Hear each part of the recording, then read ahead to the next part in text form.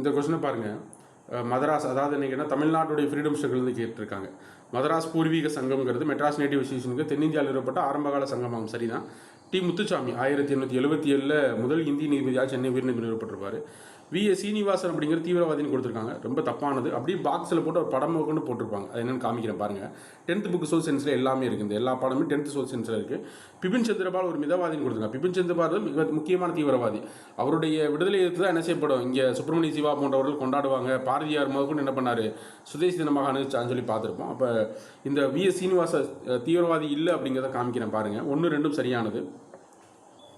தமிழ்நாட்டில் முக்கிய மிதவாதிகள் அப்படின்னு ஆரம்பிக்கிறதே முதல்ல V.A. சீனிவாஸ் தான் ஆரம்பிப்பார். தெரியல, V.A. சீனிவாசனார், P.S. Sivasamy, V. Krishnasamy, வெங்கட்ரமணார், C.A. Natesan போன்றவர்கள் மிக முக்கியமான மிதவாதிகளாக இருந்தாங்க. கீழே பாருங்கள், பிபின் சந்திரபால் இங்கே இருக்கு பாருங்கள்.